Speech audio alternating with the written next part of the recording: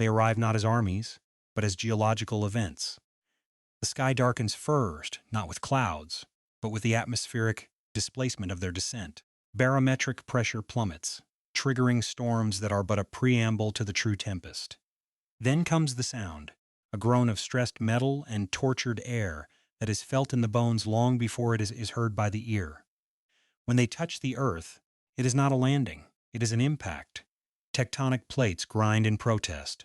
The ground heaves, throwing ruin and soldier alike into the air. Through the dust and the rain of debris, a silhouette resolves, a shape of nightmare and divinity, a walking cathedral of death, whose every line speaks of an age of myth. This is a titan. This is a god-machine. To call it a war engine is a failure of language, a profound understatement that borders on heresy. A battle tank, however mighty, is a weapon. A starship, however vast, is a vessel. A titan is a manifestation of humanity's will to dominate the material universe, cast in iron and alloy, animated by a captive star, and given a terrible thinking soul. They are older than the Imperium they serve. Their genesis lies in the darkest days of human history, forged on the red planet of Mars during the Age of Strife, when mankind's first stellar empire had collapsed into madness and isolation.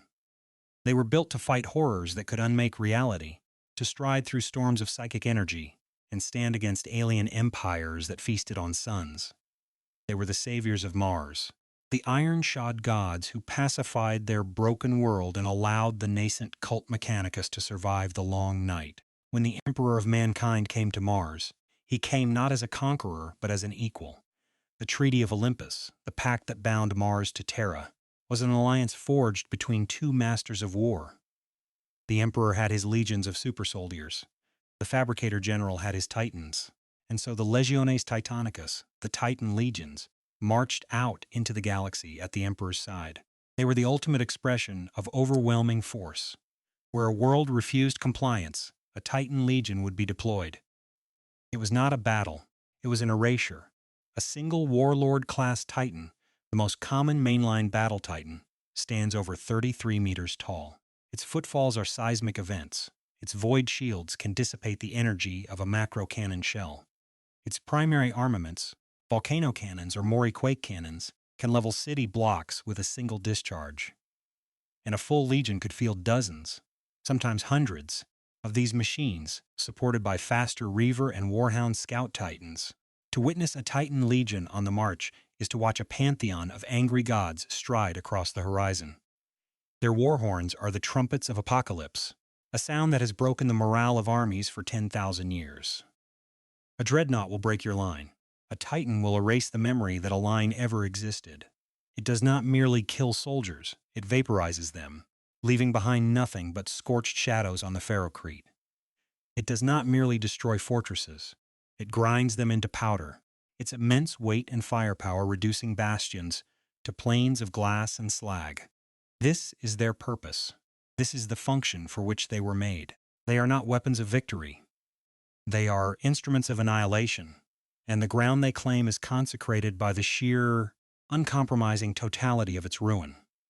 The stakes of their deployment are not victory or defeat, but existence or oblivion. For a world to warrant the attention of a Titan legion is to be judged so completely that its only remaining value is as a testament to the cost of defiance. The origins of the god-machines are shrouded in the techno-arcane mysteries of the cult Mechanicus. The few surviving records from the Dark Age of technology speak of colonial war engines and silica anima, hinting that the first Titans were perhaps a last resort against the rebellion of the Men of Iron. The truth is a fractured mosaic of myth and fragmented data. What is known is that during the Age of Strife, as warp storms isolated every human world, Mars descended into a brutal civil war. Techno-barbarians and rogue AIs fought amidst the ruins of a paradise lost. It was in this crucible that the modern Titan was born, the Magi of the Mechanicum, sequestering themselves in fortress factories, resurrected and perfected the ancient designs. They built machines that could withstand the radioactive deserts and psychic maelstroms of their dying world. These were not merely machines. They were objects of worship. Each piston was anointed, each circuit blessed with sacred oils and binary canticles. They were given names from ancient pantheons: Imperator, Warlord, Reaver, They were the ironclad faith of a new religion, one that saw divinity not in the Imperium, but in the perfect function of the machine. When the Great Crusade left Terra, the Titan legions were its spearhead. Legio Mortis, the Death's Heads; Legio Ignatum, the Fire Wasps; Legio Griffonicus, the War Griffins. Their names were legends whispered across 1,000 worlds. They walked in the Emperor's light, their banners snapping in the winds of newly conquered planets. They were the ultimate sanction, the final argument of the Imperium. For 2 centuries, they were the bringers of a terrible, glorious unity.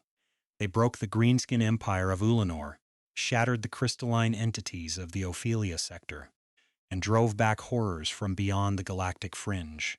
Each legion developed its own character, its own martial traditions and rites of war. The Fire Wasps were known for their aggression, their Princeps favoring close-quarters devastation with chain fists and power claws. The War Griffins were masters of the long-range duel, their titans patiently stalking their prey before delivering a single, perfect kill shot. The Legio Ataris, the Firebrands, specialized in urban warfare, their titans moving through shattered cities with a terrifying practiced grace. But the bond that held them was not to the Imperium, not truly. It was to Mars. Their loyalty was to the Fabricator General, the master of the Mechanicum. And when the Horus heresy tore the galaxy in two, this bond would prove to be the Imperium's undoing. The arch-traitor, Horus, wisest and most favored of the Primarchs, understood that to defeat the Emperor, he must first control the machine.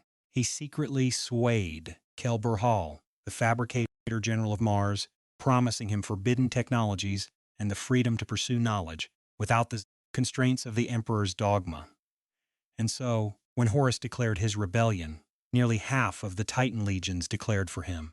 The Schism of Mars was as bloody and absolute as any conflict in human history. Titan fought Titan in the streets of the great forged cities. Legio Mortis, once the most celebrated of all legions, turned its guns on its loyalist brothers. The great Titanomachy, the War of Gods, had begun.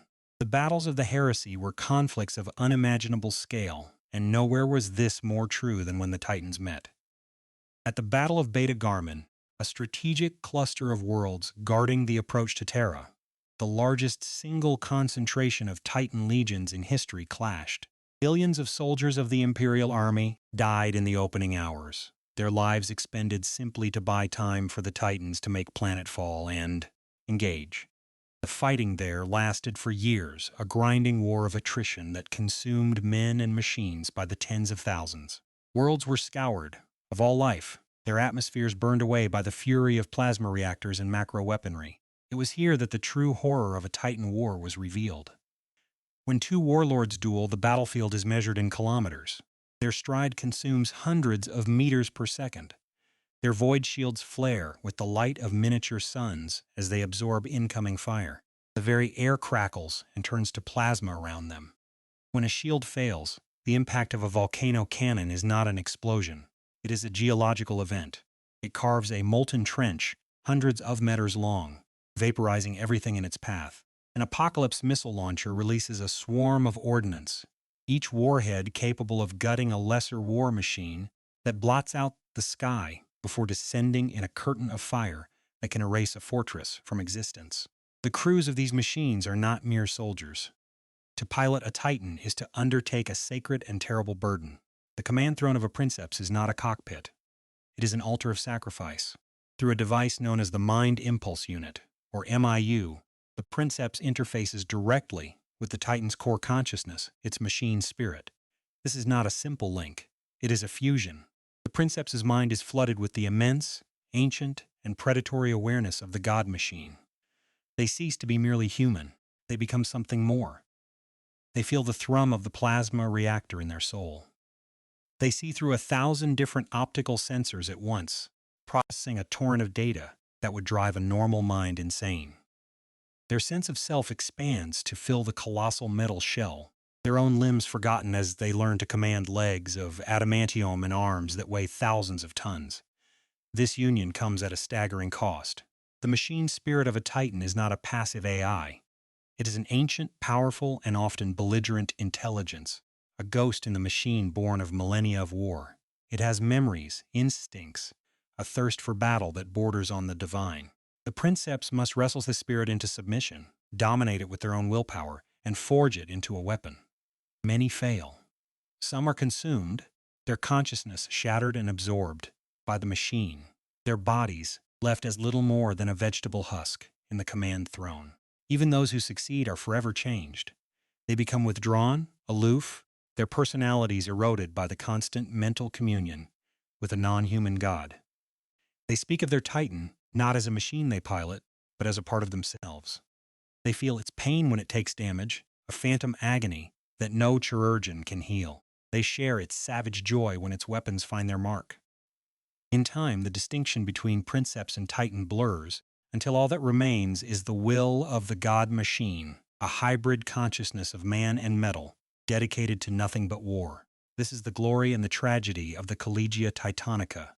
To serve is to sacrifice one's own humanity on the altar of duty. The Princeps is the soul, but they are not alone. Below them on the command deck are the Moderati, junior officers who are also linked to the Titan via lesser MIUs. They handle the secondary systems, gunnery, navigation, void shields, freeing the Princeps to focus on the immense task of battle command and wrestling with the machine spirit. Below them, the engine rooms are staffed by tech priests of the Adeptus Mechanicus, chanting litanies of function as they tend to the raging heart of the plasma reactor, a captive star whose fury powers the entire edifice.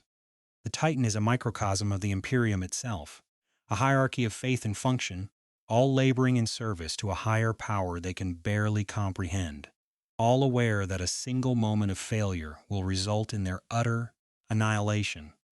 The weapons a Titan carries are not simply scaled-up versions of mortal armaments. They are devices of such power that their use can alter the climate of a planet. A warlord Titan's Bellicosa pattern volcano cannon fires a coherent beam of thermal energy that can melt a mountain peak into a river of lava. The Mori quake cannon fires a subsonic shell that creates a localized seismic event upon impact, capable of shattering enemy fortifications from the foundations up. The Reaver Titan, smaller and faster, often carries Gatling blasters and laser blasters, acting as a line breaker, while the Warhound, smallest of all, operates in packs, its twin-linked turbo laser destructors, or Vulcan megabolters, hunting down enemy armor and elite infantry with the predatory cunning of its namesake. And above them all looms the legend of the Imperator Titan. These are not merely war machines, they are mobile fortresses, so large that their upper carapace is a castellated fortress complete with chapels, barracks, and firing platforms for Imperial Guard detachments. An Imperator can single-handedly prosecute the subjugation of a continent. So few now remain, and the knowledge to construct them is so utterly lost, that their deployment is a matter of galactic significance, authorized only by the High Lords of Terra themselves. In the 41st millennium, the Titan legions are a shadow of their former glory. The schism of the heresy was never healed. The traitor legions still plague the Imperium from their hellish-forged worlds within the Eye of Terror, their Titans now twisted and demonic, fused with warp entities and crewed by damned souls. The loyalist legions are beleaguered, fighting a war on a million fronts. The knowledge of the past is fading. Many forge worlds that once constructed Titans have been destroyed, their secrets lost forever. Each Titan is now an irreplaceable relic of a bygone age. When a god machine falls in battle, it is a loss that echoes through the centuries. Its crew is mourned, but the machine itself is mourned with a grief that borders on religious despair. Recovery teams of tech priests will spend years, even decades, braving hostile battlefields to reclaim the fallen shell, to soothe its wounded spirit and, if possible, return it to service. The long war has taken its toll on the Princeps as well. A Princeps who survives for centuries becomes more machine than man. They spend more time in the amniotic tank of their command throne than out of it, their bodies atrophying as their minds merge ever deeper with the Titan. The oldest Princeps are legends, figures like Grandmaster Corten of the Legio Ordo Sinister, who has piloted his Psi-Titan for millennia, his consciousness now a ghostly echo within the machine's psychic matrix. They are the living ancestors of their legion, their wisdom and experience invaluable, but their humanity is a distant memory. They carry the weight of 10,000 years of war in their souls, the ghosts of every battle, every kill, every fallen comrade. They are the guardians of the Imperium, but they are also its ultimate tragedy. Men and women who have given everything, their bodies, their minds, their very souls, in service to a war that can never be won. Consider the battlefield from their perspective. From the command deck of the Fist of Iron, a warlord titan of the Legio Ignatum, Princeps Maximus Cultos surveys the world of Viridia. The green fields and pristine cities that imperial records described are gone, replaced by a festering wound of corruption. A chaos invasion has turned the planet into a vision of hell. The sky is a bruised purple, and the very ground crawls with the unclean energies of the warp. Cultos does not see this with his own eyes. His physical body is submerged in the milky fluid of his command coffin, his senses fed directly by the Titan's manifold. He feels the unholy wind against the adamantium plates of his skin. He tastes the taint of chaos in the air through chemical sniffers, and he feels the ancient, cold rage of the Fist of Iron itself, a pure, clean hatred for the corruption before it. His moderati speak in his mind, their voices clipped, professional data streams, void shields at maximum, reactor output nominal, enemy formations identified, grid coordinates Alpha 7 through Delta 9. Cultos does not reply with words. He replies with intent. He focuses his will, and the colossal machine takes a step, a motion that shakes the earth for a mile in every direction. The war horn of the Fist of Iron sounds its challenge, a chord of divine fury that shatters the twisted rock formations of the Chaos host. The enemy answers with a barrage of demonic artillery. The shells, screaming skulls, and bolts of raw warp energy impact against the Titan's void shields. From his throne, Cultos feels them as a series of sharp, painful impacts against his soul. The shields flare, shimmering curtains of blue light that absorb the onslaught. One flickers and dies under the strain. A trio of shells gets through. The impacts are titanic. Cultos screams as a wave of phantom agony washes over him. The data stream from the Titan's spirit is a shriek of violation. He feels the breach in his left leg, the shearing of armor plate, the pain of torn metal as if it were his own flesh. But the pain is secondary to the rage. He channels that rage, gives it focus. His will becomes the Titan's will. He targets the enemy artillery positions, miles away on a distant ridge. Volcano cannon, full power, is the command he sends, not with his voice, but with a pure thought.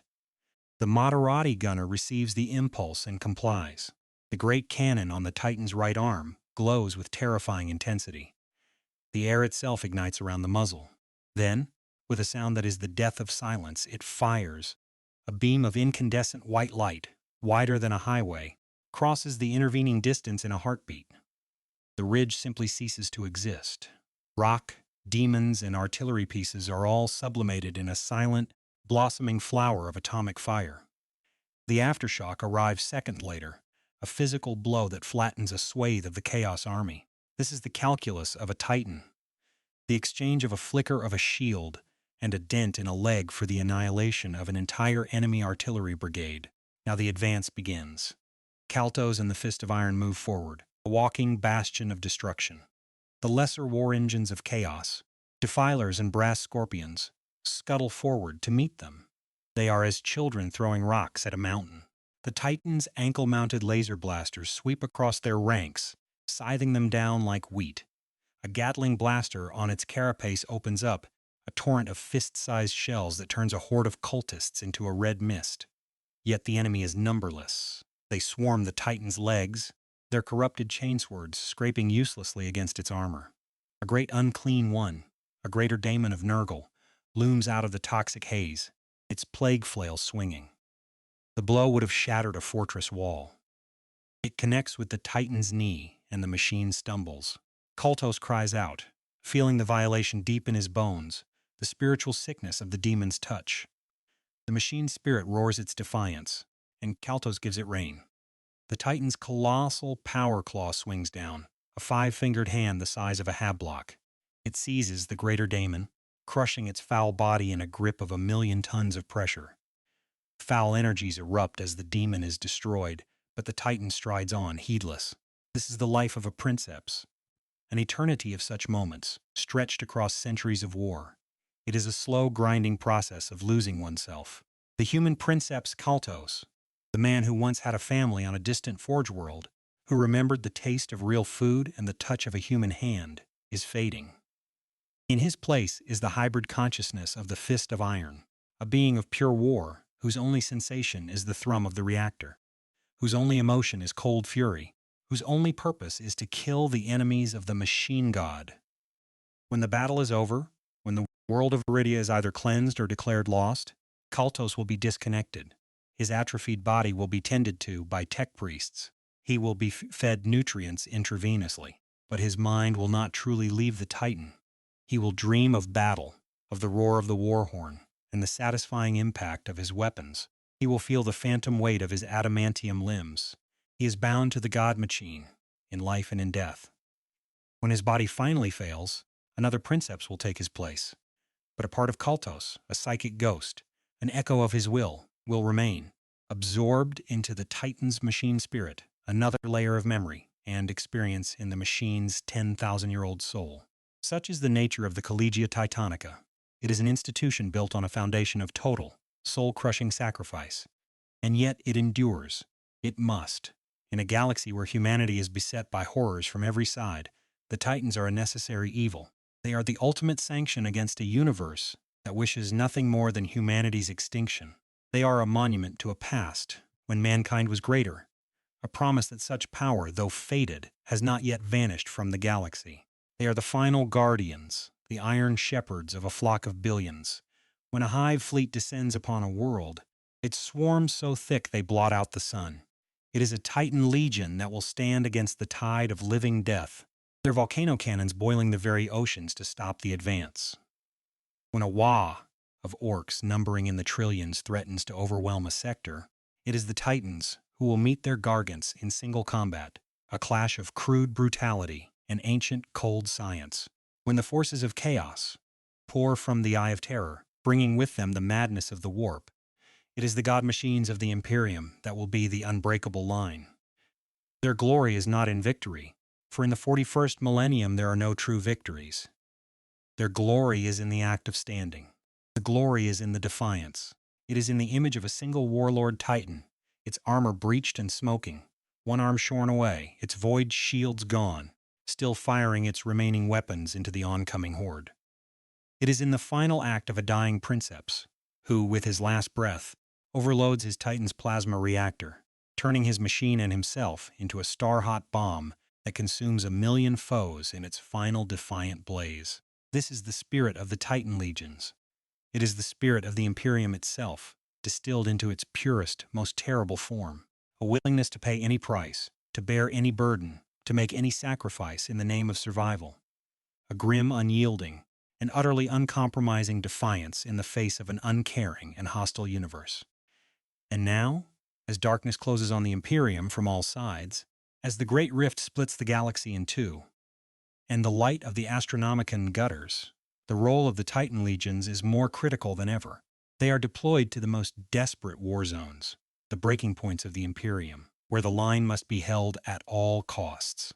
They walk through fields of the dead, their shadows falling on the ruins of civilizations they were sent to save too late. Each step they take is a drumbeat for the end of an age, a final, thunderous march into the long night. They are fewer now than they have ever been, and the enemies are more numerous. But they do not falter. Look again at the silhouette on the horizon. See it not as a machine, but as a promise made 10,000 years ago, in the fires of Mars and the glory of the Great Crusade. A promise broken in the treachery of the heresy, yet reforged in the unending war that followed. It is the promise of humanity's furious, indomitable will. It is a symbol of all that has been lost, and all that is yet left to defend. It stands on the blasted earth of a dead world, a silent sentinel against the encroaching dark. Its guns are cold, its reactor at low thrum, its crew in quiet communion with its ancient spirit. But it is watching, it is always watching, and it will stand there, a monument of iron and fury, until the stars themselves grow cold. For the God-Machine does not know peace, it does not know respite, it only knows war.